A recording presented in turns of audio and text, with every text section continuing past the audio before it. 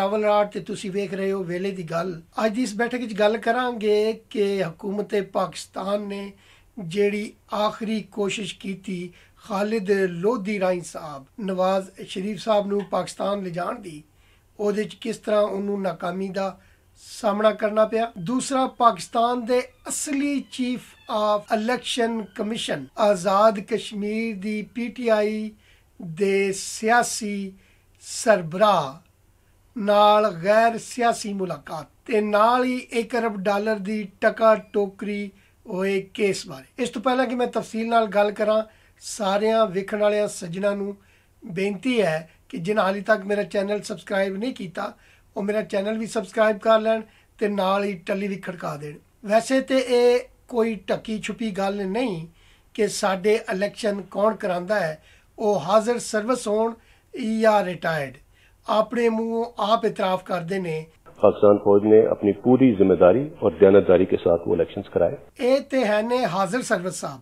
ਇੱਕ ਸਾਡੇ ਰਿਟਾਇਰਡ ਸਾਹਿਬ ਨੇ, ਉਹਨਾਂ ਦਾ ਤਾਲੁਕ ਖੁਫੀਆ ਨਾਲ ਵੀ ਰਿਹਾ ਹੈ, ਜਨਾਬ ਬ੍ਰਿਗੇਡੀਅਰ ਇਜਾਜ਼ ਸਾਹਿਬ। ਉਹ ਕਿਸ ਤਰ੍ਹਾਂ ਦੱਸ ਰਹੇ ਨੇ ਕਿ ਉਹਨਾਂ ਨੇ ਲਾਹੌਰ ਵਿੱਚ एक नहीं 3-4 इलेक्शन करवाए ने। मैं ये समझता हूँ कि लाहौर की 14 सीटें हैं, मैंने 3-4 इलेक्शन कराए हैं। कुछ चिर पहला ही गिलगित बल्तिस्तान दे विच इलेक्शन होए ने और मैनू याद नहीं पैंदा कि गिलगित बल्तिस्तान विच कदे भी इलेक्शनां तो बाद इस तरह उत्थों दी आवाम ने एहतजाज कीता होवे या सड़कां ब्लॉक कीतियां होण या दफ्तरां नूं ते या गड्डियां नूं ਅੱਗ ਲਾਈ ਹੋਵੇ। ਗਾਲਬਨ ਇਹ ਪਹਿਲਾ ਇਲੈਕਸ਼ਨ ਹੈ ਜਿਹਦੇ 'ਚ ਗਿਲਗਿਤ ਬਲਤਿਸਤਾਨ ਦੀ ਆਵਾਮ ਨੇ ਬਾਹਰ ਨਿਕਲ ਕੇ ਇਲੈਕਸ਼ਨ ਕਰਵਾਉਣ ਵਾਲਿਆਂ ਦੇ ਖਿਲਾਫ ਨਾਰੇ ਲਾਏ, ਅੱਗਾਂ ਲਾਈਆਂ ਔਰ ਆਪਣਾ एहतजाज किया। वेख्या जाए तो इस्टैबलिशमेंट कदे भी पाकिस्तान की हिस्टरी अंदर इस तरह नंगी नहीं हुई जिस तरह मौजूदा दौर की क्यादत जिहड़ी है वो आवाम दे विच नंगी हुई है। इस हद तक कि करप्शन के हवाले नाल जिहड़े पहाड़ जिन्ने वड्डे केसेस ने वो भी इस तरह इन्नी छेती आम कदे नहीं होए। पहले सोशल मीडिया वाला जिहड़ा जिन है वो शायद वजूद नहीं सी रखता। एक करप्शन का स्कैंडल तो वो आस्ट्रेलिया वाले जजीरे वाला केस है, जबकि उस तो पहला पाकिस्तान दे विच पहली बार पाकिस्तान दे शहरियां नूं डॉलरां दे एवज अमरीका अगे बाकायदा वेचिया गया। इस हद तक कि साडे मुल्क दे सरबराह जनरल परवेज मुशर्रफ ने अफगानिस्तान दे सफीर नूं लत्तां ते ठुड्डे मार के अमरीकियां दे हवाले किया। हालांकि उन्हां नूं सफीर होण दी वजह तो इंडैमनिटी भी हासिल है सी, पर डॉलरां दे भुखे जरनैल ने कदे भी इस हवाले नाल एक लम्हे ਲਈ नहीं सी सोचिया। मौजूदा क्यादत जिस तरीके नाल खुलेआम एतराफ़ करदी फिरदी है, मेरा ख्याल नहीं जाता कि इस तो पहला कदे किसी भी इस्टैबलिशमेंट की क्यादत ने इस तरह सरेआम आके सियासी सवालों के जवाब दिते हों। नवाज शरीफ के हवाले नाल $1 अरब अकाउंट वाला केस ते उस दे हवाले नाल ब्राड शीट दा फ्रॉड यकीनन तुसी सुन चुके होगे। वो जिहड़ा जनरल मलिक है वो यकीनन इस तरह दंदनांदे टोले दे विचों कोई ना कोई बंदा होना है।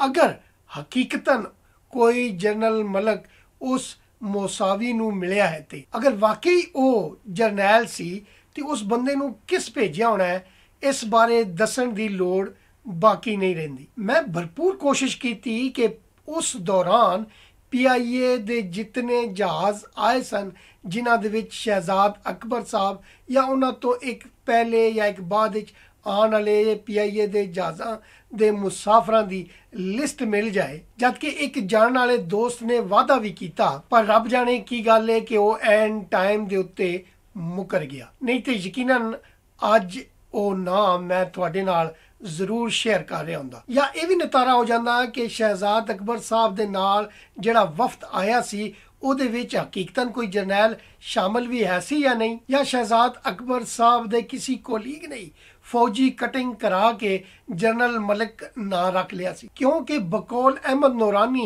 वो $1 अरब वाले अकाउंट दी ਇਤਲਾਹ ਤੇ ਪਹਿਲੇ ਹੀ ਜਨਰਲ ਬਾਜਵਾ ਸਾਹਿਬ ਕੋਲ ਮੌਜੂਦ ਸੀ ਤੇ ਨਾਲੇ ਉਹਨਾਂ ਦੇ ਕੋਲ 90% ਜਿਹੜਾ ਪੈਸਾ ਹੈ ਉਹਦੀ ਆਫਰ ਵੀ ਮੌਜੂਦ ਸੀ। ਉਹ ਕਿਸ ਤਰੀਕੇ ਨਾਲ 20% ਦੀ ਗੱਲ ਕਰ ਸਕਦੇ ਨੇ।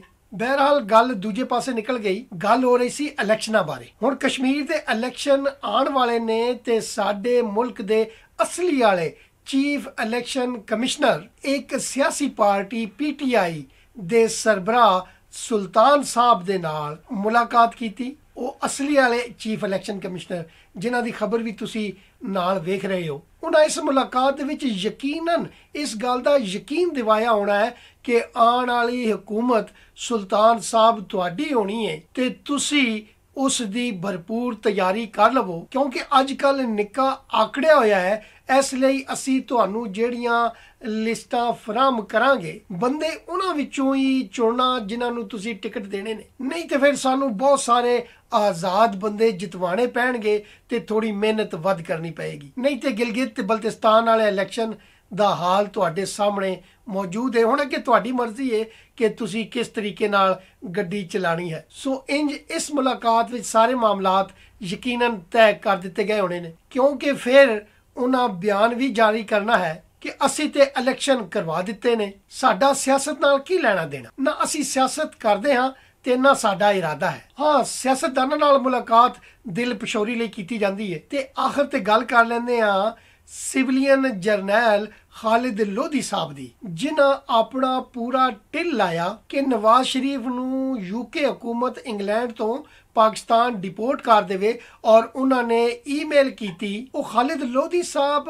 ਕਿਤਨੇ ਕਰੀਬੀ ਤਾਲੁਕਾਤ ਰੱਖਦੇ ਨੇ ਗੈਰ ਸਿਆਸੀ ਲੋਕਾਂ ਦੇ ਨਾਲ, ਉਸ ਨੂੰ ਦੱਸਣ ਦੀ ਲੋੜ ਨਹੀਂ। ਇਹ ਸਭ ਪੁਰਾਣੇ ਤਨਖਾਹਦਾਰ ਨਜ਼ਰ ਆਉਂਦੇ ਨੇ, ਕਿਉਂਕਿ ਇਹਨਾਂ ਦੀਆਂ ਤਸਵੀਰਾਂ ਦੱਸਦੀਆਂ ਨੇ ਕਿ ਇਹ ਸ਼ਰੀਫ ਤੋਂ ਲੈ ਕੇ ਅੱਜ ਤੱਕ ਦੀ ਜਿਤਨੀ ਵੀ ਕਿਆਦਤ ਰਹੀ ਹੈ ਉਹਨਾਂ ਦੇ ਚਹੀਤੇ ਰਹੇ ਨੇ। ਤੇ ਇਹਨਾਂ ਦੀ ਈਮੇਲ ਦਾ ਜਵਾਬ ਜਿਹੜਾ ਚਿੱਠੀ ਪਾ ਕੇ ਇੰਗਲੈਂਡ ਦੀ ਸਰਕਾਰ ਨੇ ਦਿੱਤਾ ਹੈ, ਉਹਦੇ 'ਚ ਉਹਨਾਂ ਨੂੰ ਕਿਹਾ ਗਿਆ ਹੈ ਕਿ ਤੁਸੀਂ ਹੌਸਲਾ ਰੱਖੋ, ਸਾਡੇ ਕਾਨੂੰਨਾਂ ਦਾ ਸਾਨੂੰ ਪਤਾ ਹੈ ਕਿ ਉਹਨਾਂ ਦੇ ਉੱਤੇ ਕਿਸ ਤਰ੍ਹਾਂ ਅਮਲ ਕਰਨਾ ਹੈ, ਅਸੀਂ ਆਪਣੇ ਕਾਨੂੰਨ ਦੇ ਤਹਿਤ ਹੀ ਚੱਲਦੇ। ਖਾਲਿਦ ਲੋਧੀ ਸਾਹਿਬ ਦੀਆਂ ਤਸਵੀਰਾਂ ਵੇਖਣ ਤੋਂ ਬਾਅਦ ਅੰਦਾਜ਼ਾ ਹੁੰਦਾ ਹੈ ਕਿ ਸਿਰਫ ਨਿੱਕਾ ਨਹੀਂ, ਨਿੱਕੇ ਦਾ ਅੱਬਾ ਵੀ ਬੜੀ ਤੜਪ ਰੱਖਦਾ ਹੈ ਕਿ ਨਵਾਜ਼ ਸ਼ਰੀਫ ਨੂੰ ਕਿਸੇ ਵੀ ਤਰੀਕੇ ਨਾਲ ਇੰਗਲੈਂਡ ਤੋਂ ਵਾਪਸ ਪਾਕਿਸਤਾਨ ਲਿਆਂਦਾ ਜਾਏ। ਪਰ ਲੱਗਦਾ ਹੈ ਕਿ ਇਹ ਤੜਪ ਕੇ ਜਾਨ ਕੱਢ ਲਵੇਗੀ ਨਿੱਕੇ